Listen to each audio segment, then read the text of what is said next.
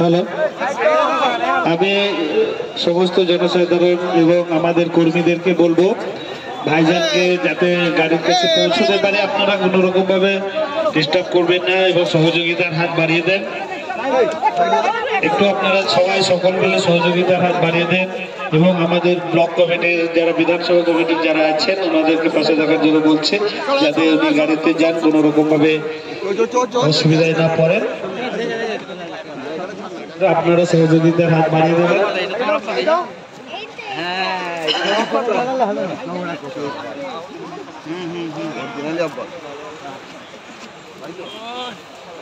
সবাইকে সুযোগ দেওয়ার হাত মেলানো।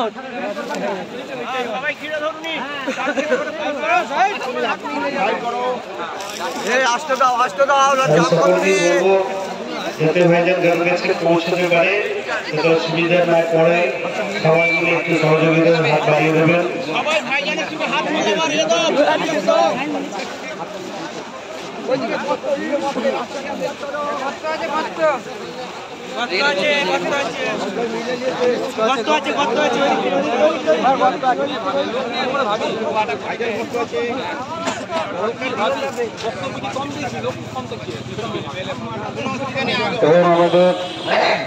আবার তিনি এই সন্দেশখালী ঘটনার ইডিজি আক্রান্ত, সেটা আবার তিনি ডিজি কি বলবেন?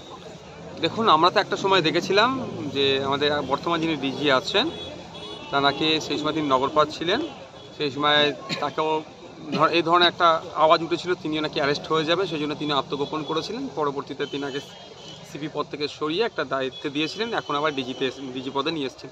ডিজি পদে নিয়ে আসা নিয়ে অনেক প্রশ্ন আছে যে যার নামে এই ধরনের অভিযোগ আছে, সত্য প্রমাণ করবে কোর্ট, আমি সত্যতা প্রমাণের কেউ নয়, তো যার নামে এই ধরনের মারাত্মক অভিযোগ আছে স্বাভাবিকভাবে তাদেরকে কিন্তু এই ধরনের পদে বসানোটা সমীচীন না। তো মমতা ব্যানার্জি সরকার কি করতে চাইছেন না করতে চাইছেন কিন্তু বাংলার মানুষ বুঝতে পারছে, একটা পুলিশ স্টেট কায়েম করার চেষ্টা করছে, যেটা মোটেও কাম্য নয়।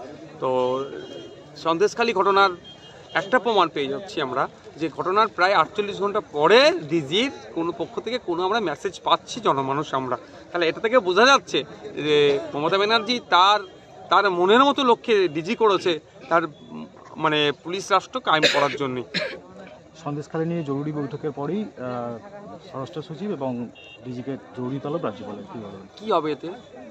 ইতিপূর্বে এই ধরনের অনেক তলব হয়েছে, আমি সমাধান দেখতে পাচ্ছি না। পঞ্চায়েত নির্বাচনে যেভাবে খুন হয়েছে সেই সময়ও রাজ্যপাল মহাশয়ের অনেক মানে সক্রিয়তা দেখেছিলাম, তারপরে কিন্তু সেই বিষয়টা প্রায় এক প্রকার ধামাচাপা হয়ে গেলে এত লাশ পড়লো, এত ক্ষয়ক্ষতি হলো, তো এক্ষেত্রেও কী হবে আমি আশাজনক কিছু দেখতে পাচ্ছি না।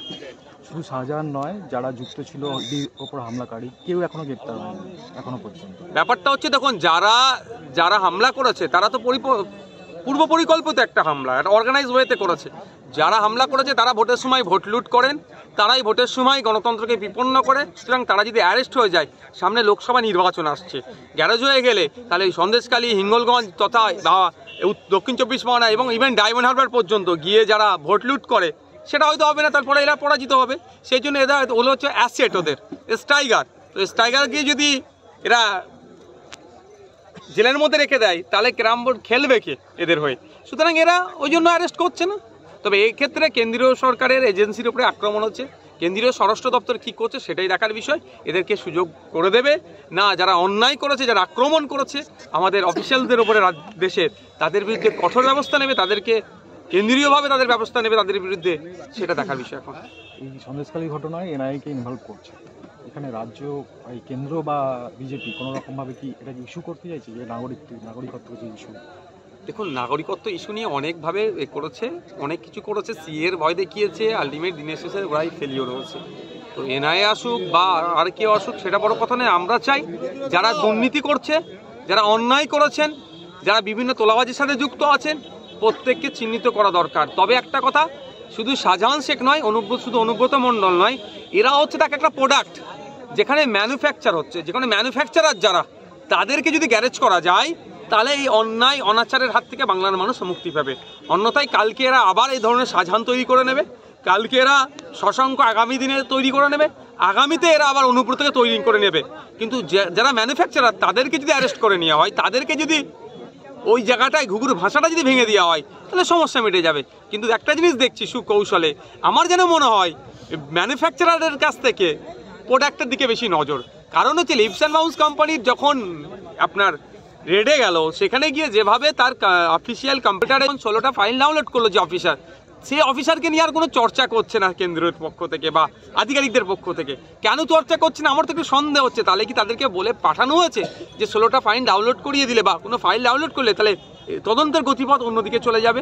ফলে যে এই ধরবে কারো কাছে চলে আসছে লিপস অ্যান্ড মাউস কোম্পানির সাথে যারা যুক্ত তারা সকলে অ্যারেস্ট হয়ে যাবে। এই যে এই ধরবে রবটা উঠছিল, যখনই 16টা ফাইল ডাউনলোড করে দিল, সার্চ করছে কার মেয়ের কোথায় কলেজে অ্যাডমিশন নেবে, এইগুলো থেকে মনে হয় তদন্তকে প্রভাবিত বলবেন কি বিমুখে পরিচালিত হচ্ছে, এটা হতে পারে। কিন্তু যে